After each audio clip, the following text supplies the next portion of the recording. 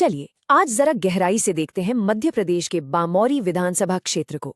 ये सिर्फ 2023 के चुनावी नतीजों का एक विश्लेषण नहीं है। नहीं, ये शासन का एक ऐसा ब्लूप्रिंट बनाने की कोशिश है जो सीधे जमीन से जुड़ा हो, जहां हर एक वोट एक उम्मीद की तरह है और हर नतीजा एक सबक। तो हम आंकड़ों के शोर से थोड़ा आगे बढ़ेंगे और उन संकेतों को पढ़ने की कोशिश करेंगे जो बामौरी का आने वाला कल तय कर सकते हैं। ये एक सच्चाई है कि भारत के दिल में राजनीति जमीन से होती है। यहाँ की मिट्टी को सब याद रहता है, हर वादा, हर धोखा और हर उम्मीद। और बामौरी इसी सच्चाई की एक जीती जागती मिसाल है। ये कहानी एक ऐसे इलाके की है जहाँ वोटर्स सिर्फ वोट नहीं देते, बल्कि अपनी उम्मीदों और अपनी नाराजगी का एक बहुत साफ संदेश देते हैं। और उस संदेश को समझने के लिए हमें आंकड़ों की तह तक जाना ही होगा। तो चलिए सबसे पहले जमीन पर उतरते हैं और बामौरी की हकीकत को समझते हैं। ये क्षेत्र मध्य प्रदेश के चंबल इलाके में गुना जिले में पड़ता है।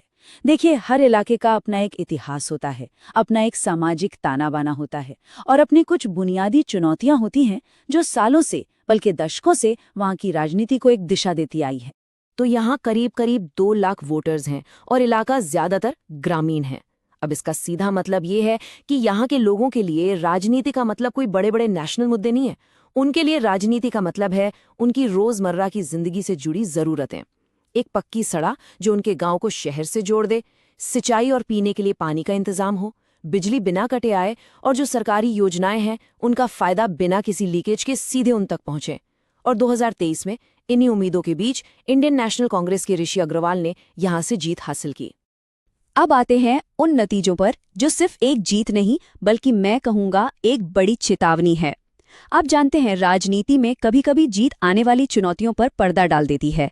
बामौरी के 2023 के नतीजे कुछ ऐसे ही हैं। तो चलिए इन आंकड़ों के पीछे जो कहानी छिपी है उसे परत दर परत खोलते हैं। सबसे पहली बात जो ध्यान खींचती है वो है यहाँ के लोगों की राजनीतिक जागरूकता।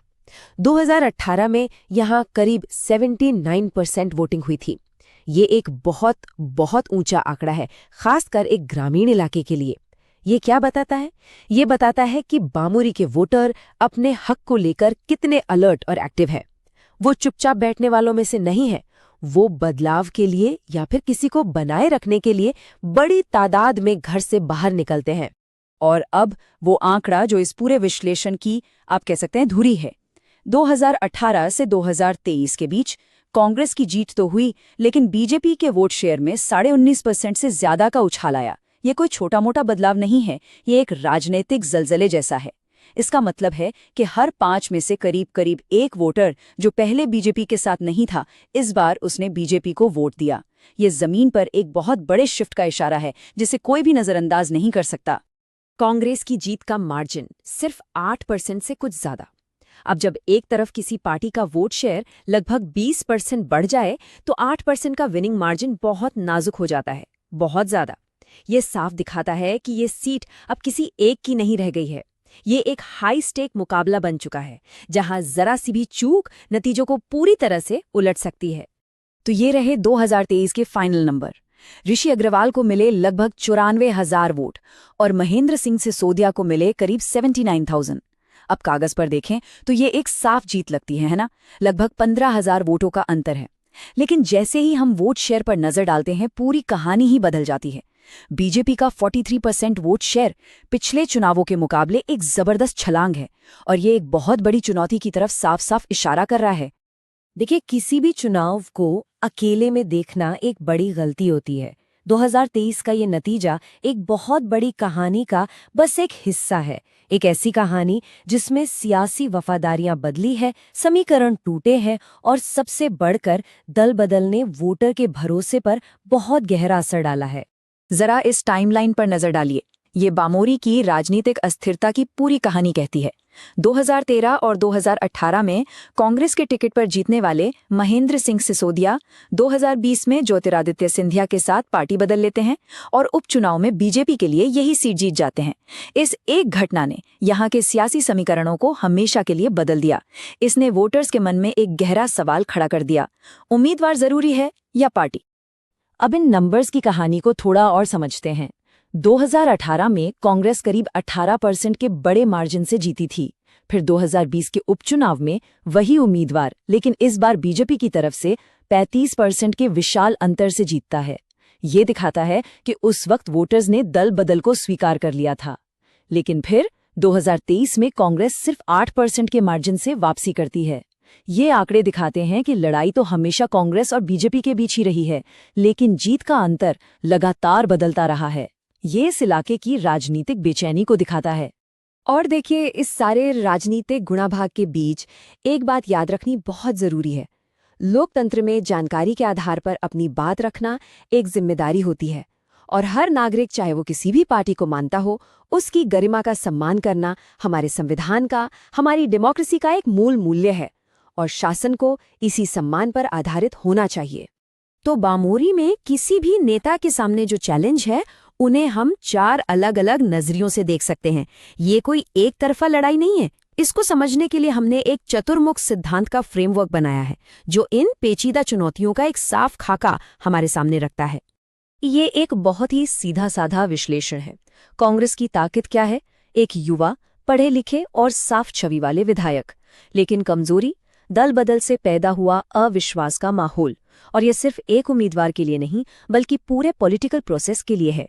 अवसर कहाँ है?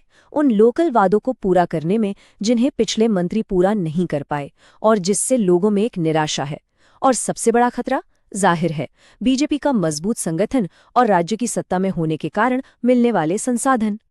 हमारा मानना है कि जीत को बनाए रखने और एक अच्छा शासन देने के लिए इन 4 चेहरों पर एक साथ काम करना होगा। पहला, स्थानीय चेहरा, यानी सड़क, पानी, बिजली जैसी बेसिक जरूरतें। दूसरा, लैंगिक चेहरा, यानी महिलाओं से जुड़े मुद्दे और उन पर फोकस करने वाली कल्याणकारी योजनाएं। तीसरा, व्यक्तित्व चेहरा, मतलब उम्मीदवार की अपनी इमेज, उसकी विश्वसनीयता और लोगों से कनेक्ट करने की उसकी क्षमता। और चौथा, व्यापक चेहरा, यानी राज्य और देश का बड़ा राजनीतिक माहौल, जिसका असर स्थानीय चुनावों पर पड़ता ही पड़ता है। तो 2023 में वोटर्स के सामने 2 चेहरे थे। एक तरफ कांग्रेस के ऋषि अग्रवाल, युवा, एमटेक क्वालिफाइड, कोई क्रिमिनल रिकॉर्ड नहीं। उनकी ताकत थी उनकी साफ और नई इमेज। दूसरी तरफ बीजेपी के महेंद्र सिंह सिसोदिया, 3 बार के विधायक, पूर्व मंत्री और एक जाना पहचाना नाम। उनकी ताकत थी उनका अनुभव और उनकी पहचान। लेकिन उनकी कमजोरी, उनका पार्टी बदलना और उनकी काम करने की शैली, जिसने एक तबके को उनसे दूर कर दिया। वोटर्स ने इन्हीं 2 विकल्पों में से एक को चुना। तो अब तक हमने समस्या को समझा। अब बात करते हैं समाधान की। एक ऐसी स्ट्रैटेजी की जो सिर्फ चुनाव जीतने के लिए नहीं, बल्कि लोगों का विश्वास जीतने के लिए हो। एक ऐसी स्ट्रैटेजी जो लोगों की शिकायतों को सुने और एक बेहतर गवर्नेंस का मॉडल बनाए, क्योंकि असली काम तो चुनाव के बाद ही शुरू होता है। ये एक आवाज है बामोरी के किसी गांव के एक वोटर की। हमारे गांव में कोई पक्की सड़क नहीं है। ये सुनने में एक छोटी सी शिकायत लग सकती है, लेकिन ये उन हजारों अनसुनी आवाजों का प्रतीक है जो सिस्टम से निराश हैं। ये उस गहरी खाई को दिखाती है जो वादों और हकीकत के बीच बन रही है। शासन की शुरुआत इसी खाई को भरने से होती है। तो भरोसा वापस जीतने का रास्ता कहाँ से निकलता है? इन्हीं शिकायतों के बीच से। पहला कदम, सड़क, बिजली, पानी जैसे जो बेसिक वादे हैं, उन्हें प्राथमिकता पर पूरा करें। दूसरा, महिलाओं से सीधे जुड़ें और नारी सम्मान जैसी योजनाओं पर भरोसा बनाएं। तीसरा, विधायक की जो टेक एजुकेशन है, उसका इस्तेमाल करके युवाओं के लिए शिकायत दर्ज करने और उन्हें ट्रैक करने का एक नया पारदर्शी सिस्टम बनाएं। और चौथा, पूरी कहानी को विश्वास बनाम उपेक्षा पर ले आएं। ये दिखाएं कि आपका काम भरोसे पर आधारित है। और आखिर में हमें ये समझना होगा कि चुनाव जीतना मंजिल नहीं है। नहीं, ये तो बस एक शुरुआत है। जो असली मैंडेट मिलता है वो शासन करने के लिए मिलता है। ये पूरा विश्लेषण सिर्फ पिछली गलतियों को नहीं दिखाता, बल्कि एक असरदार शासन के लिए आगे का रास्ता भी दिखाता है। एक ऐसा रास्ता जो डेटा और डिलीवरी दोनों पर आधारित हो। तो भविष्य का शासन कैसा हो? वो इन पिलर्स पर खड़ा होना चाहिए। लोगों से लगातार जुड़े रहने के लिए डिजिटल टेक्नोलॉजी का इस्तेमाल, विकास को सही जगह पहुंचाने के लिए डेटा का एनालिसिस, सिर्फ वोटों के लिए नहीं, झूठ और अफवाहों से लड़ने के लिए एक तेज और भरोसेमंद टीम, हर काम में विश्वास जीतने का सिद्धांत हो, और सबसे जरूरी, स्थानीय मुद्दों को नेशनल पॉलिटिक्स के शोर में गुम न होने देना। और हाँ, जब हम डेटा और टेक्नोलॉजी की बात कर ही रहे हैं, तो एक और बहुत ज़रूरी बात याद रखनी चाहिए। लोगों से ली गई किसी भी जानकारी के लिए उनकी सहमति यानी कंसेंट बहुत जरूरी है। और उस जानकारी का इस्तेमाल पूरी प्राइवेसी के साथ और सिर्फ उसी मकसद के लिए होना चाहिए जिसके लिए वो ली गई है। ये भारत के डेटा सुरक्षा कानून का भी मूल सिद्धांत है और एक नैतिक जिम्मेदारी भी। तो सवाल आखिर में यही बचता है, और ये सवाल सिर्फ बामोरी का नहीं, हम सबके लिए है। क्या डेटा, डिलीवरी और हर नागरिक के सम्मान पर आधारित शासन का एक मॉडल उस भरोसे को फिर से बना सकता है जो अक्सर एक वादा टूटने पर टूट जाता है? बामोरी का भविष्य इसी सवाल के जवाब में छिपा है। यदि आप एक जन केंद्रित नेता बनना चाहते हैं और अपने निर्वाचन क्षेत्र का उत्थान करना चाहते हैं तो blueprintstrategies.ai से संपर्क करें, mgr@blueprintstrategies.ai पर, या 08042041602 पर कॉल करें। राजनीति से परे उद्देश्य।